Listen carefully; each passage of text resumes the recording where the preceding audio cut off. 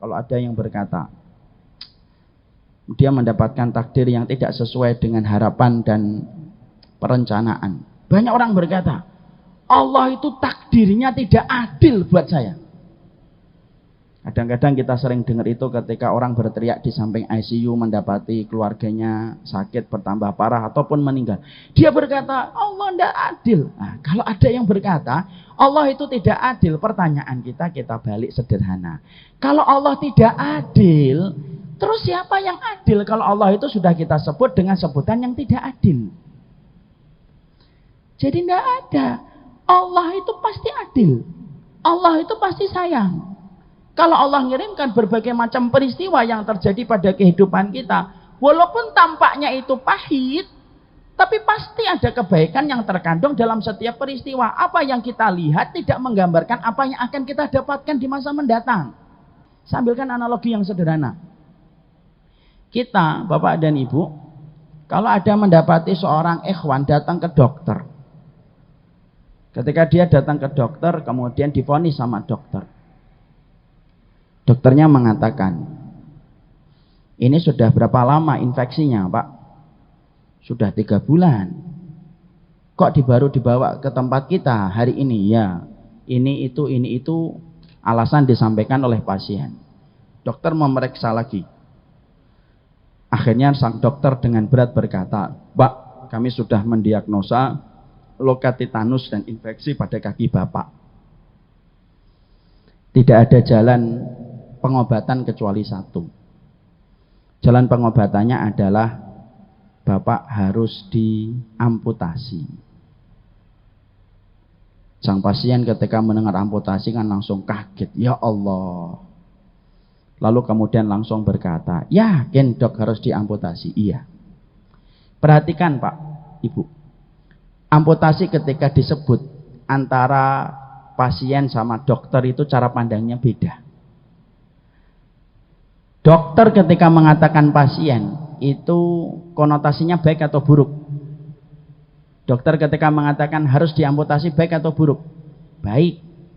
Karena kalau Bapak tidak diamputasi, infeksinya menjalar ke atas, nyentuh ke lambung, nyentuh ke ginjal, nyampe ke jantung, sakitnya bisa beberapa kali lipat daripada sakit ketika tetanusnya baru sampai di kaki.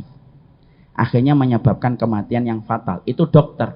Dokter ketika mengatakan amputasi itu konotasinya baik. Beda dengan pasien. Pasien ketika mendengar amputasi, pasien itu nyangkanya, ya Rob, dari 2 kaki menjadi 1 kaki. Dari yang asalnya berjalan normal harus pakai tongkat. Dari asalnya bisa berlari-lari, kemudian sekarang tidak bisa lari-lari. Makanya kemudian pasien ketika mendengar amputasi karena konotasinya buruk, perhatikan. Pasien itu akan berkata, dok jangan diamputasi. Saya ini penyerang di klub bola kecamatan.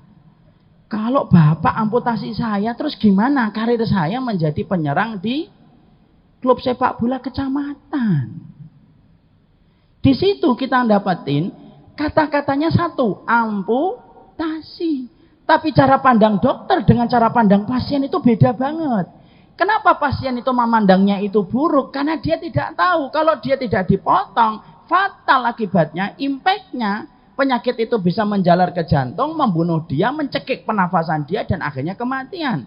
Tapi kenapa sang dokter ketika mengatakan amputasi itu baik? Karena ilmunya dokter itu berbeda dengan ilmu dan referensi sang pasien. Kita selama ini kalau membaca takdir, kita seringnya pandangan kita itu kayak pandangan pasien. Pandangannya itu adalah pandangan yang terbatas. Akhirnya kita nganggapnya jelek, akhirnya kita nganggapnya buruk. Padahal berapa banyak yang buruk dan jelek tetapi ternyata berujung kepada kebaikan hidup kita di masa mendatang. Cuma karena akal kita ya hanyalah sebongkah tangan, kemudian pandangan kita hanyalah sejarah apa yang tidak tertahan dengan tembok, akhirnya menjadikan kita sering mengatakan, ini takdir kok buruk banget ya. Kenapa kok tiba-tiba ada corona sih?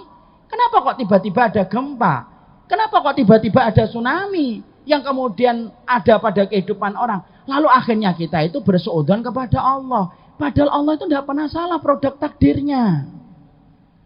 Makanya apa yang kita jumpai itu buruk, bisa jadi itu kebaikan. Yang kita tidak tahu kapan kebaikan itu Allah akan berikan pada kehidupan kita.